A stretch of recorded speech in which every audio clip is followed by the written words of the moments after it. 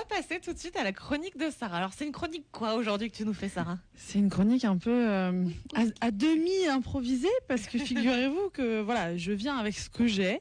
J'ai eu un petit problème technique et la moitié de ma chronique a disparu une demi-heure avant d'arriver. Mais bon, voilà, vu que j'avais quand même un peu bossé le sujet, du coup, et je pense qu'il y a des choses assez précises et concises qui me sont revenues. Et tu as retenu l'essentiel. On va essayer de faire ça, l'essentiel et le non-essentiel, donc on est en plein dedans.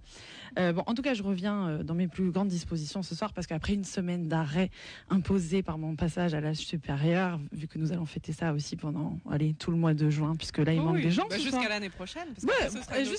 Jusqu'à 35, c'est ça. Bon, il me fallait au moins ça pour me reposer et pour me préparer à mon retour ce soir avec pleine de vitalité.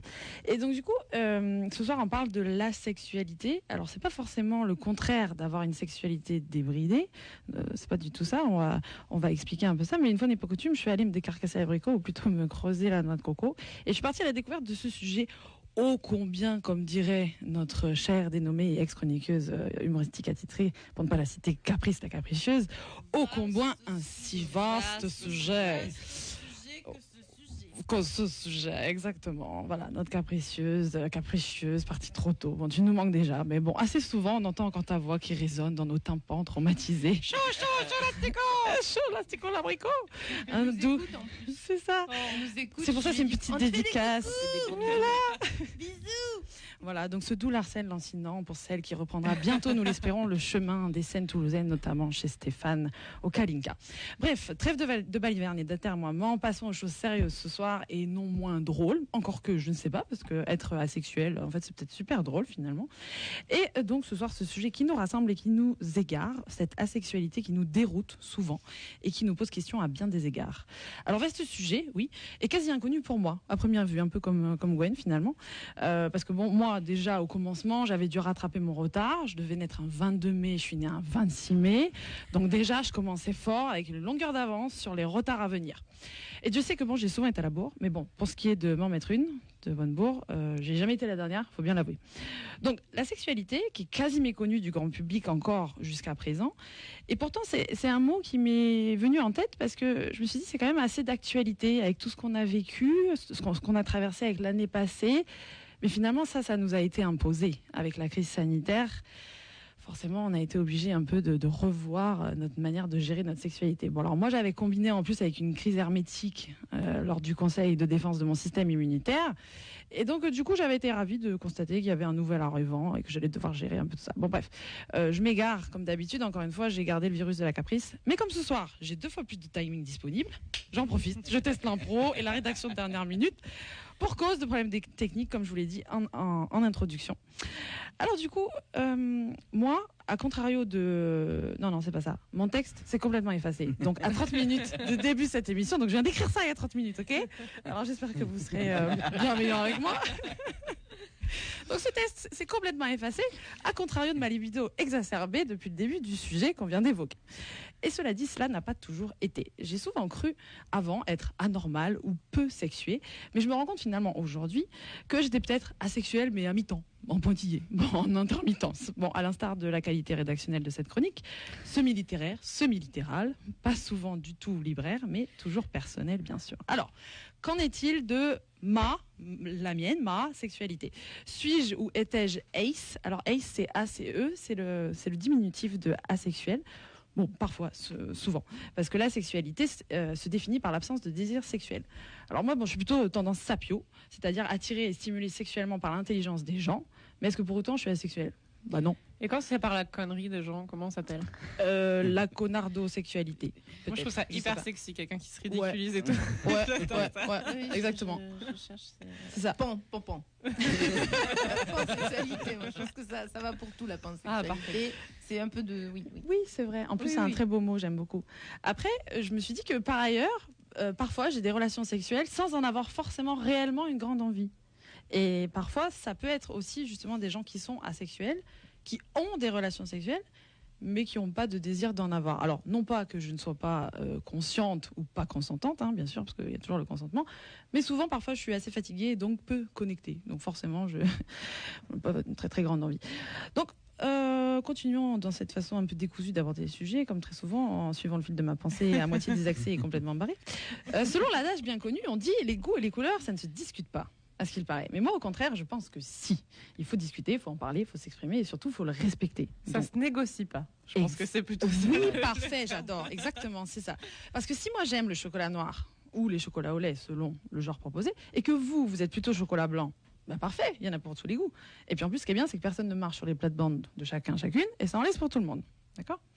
Et alors, n'allez pas me dire que l'un ou l'autre est meilleur, parce que pour les coups, là, tous les goûts sont dans la nature. Et ça, c'est bien aussi. Et cet adage-là, je le plus sois à la folie. Elle commence à parler de nourriture, ça De part bouffe. mal. Là, on pense Non, tous au non, non, chocolat, non. quoi. Je m'arrête tout de suite. Je repars. Ah si, je reviens sur la nourriture juste après. Attends. Mais en fait, très belle métaphore en plus. pour vous donner une métaphore très très simple et qui se rapproche plutôt aussi des personnes qui nous écoutent dans la communauté LGBTQIA+, c'est que la sexualité, c'est comme dire à une lesbienne qu'elle n'a pas trouvé le bon type. Oh mon Dieu. Ou pour reprendre quelques métaphores plus culinaires, plus proches de moi et peut-être de vous à tous les coups, c'est comme affirmer à quelqu'un qui n'aime pas les choux de Bruxelles, qui devrait à tout prix y regoûter, alors qu'il a déjà testé les choux blancs, les choux fleurs, les choux romanexto, etc., et qu'il finira bien par trouver le bon chou. Ben non, en fait, si t'aimes pas, t'aimes pas. Alors, Ouais, mais ça, c'est si pas je toujours puis-je vrai. me permettre. Voilà. Tu puis-je. Il paraît que quand tu manges 7 fois un truc, tu sais, de nourriture, on dit ça, au bout d'un certain temps, tu finis, pas forcément par trouver ça méga ouf, mais qu'à force quand même d'insister, Ton palais s'y habitue. ton palais s'y habitue et tu finis par moins détester. En C'est tout peut-être cas. pas une Non, bonne pas métaphore. Et pour moi, le ça a caca, marché avec non. les poireaux. Maintenant, je kiffe grave les poireaux. Uh-huh. Ouais. D'accord. Ça peut arriver, oui. Bon. Le goût est une question de Qui limitation. change aussi. Voilà. Mais Mais il y a des d'ailleurs, choses- Non, tu manges 7 fois du caca, tu ne vas pas aimer le Moi, caca. j'ai aimé dès la première fois, donc j'en sais. Au Kalinka, c'est ça sur scène. Ah oui, c'est vrai que sur scène, oui. je l'ai déjà fait ça en plus. mais ceci dit, par rapport à ce que tu dis, les poireaux, tu as goûté cette fois et donc maintenant t'aimes les poireaux, comme le goût change. J'aime bien le poireau, Ouais. j'aime bien l'image. J'aime bien l'image aussi, hein, voilà. Mais comme les goûts changent, l'orientation sexuelle peut changer parce que finalement la sexualité c'est une orientation. Mais alors pour vous redonner une autre métaphore, alors je sais pas si elle est tout à fait juste pour le coup, c'est comme si vous continuez à proposer à quelqu'un qui n'aime pas le goût de l'alcool ni les effets associés, et pourtant ces effets-là sont souvent recherchés par d'autres personnes, et que vous essayez de convaincre cette personne-là alors qu'elle elle n'en voit pas l'intérêt pour elle en fait. Elle n'aime pas ça et en fait elle ne voit pas l'intérêt d'en consommer pour être bien ou pour prendre du plaisir. Voilà. Donc finalement, laissons les gens manger et boire ce qu'ils veulent, d'accord ? Et en l'occurrence, laissons les gens baiser qui veulent ou s'ils ne veulent pas, en fait. Parce que moi, je trouve qu'on est constamment dans les extrêmes et on les respecte pas pour ce qu'ils sont. C'est comme si on demande aux femmes de se couvrir par décence et puis en même temps, on leur interdit de porter un couvre-chef pour mieux les mater. Donc la sexualité, c'est une orientation qui est pas forcément innée parce qu'elle peut changer, mais elle n'est pas choisie délibérément, à contrario de l'abstinence qui, elle, est vraiment choisie. Mais en fait, souvent, il y a beaucoup de gens qui la comprennent pas dans notre société, comme disait Gwen, qui est hyper sexualisée. C'est un peu comme si on passait pour un ovni. On rentre pas vraiment dans les codes hétéronormés et qui sont d'ailleurs encore même trop binaires aujourd'hui. Et donc, on n'accepte pas la différence. Et en fait, ce qui fait... L'abstinence, elle est choisie, ça dépend. Hein. Des fois, il y a des gens qui sont abstinents bien malgré eux. Oui, mais ils ont quand même un désir, du coup. C'est ça, Ouais. exactement. Donc, on est d'accord. Et donc, finalement, c'est cette différence qui fait peur, alors même qu'elle ne nous concerne pas, elle ne nous regarde pas, et en l'occurrence, même, elle ne nous touche pas. Parce que ces gens-là, s'ils n'ont pas de désir, ça nous touche même pas. Ouais.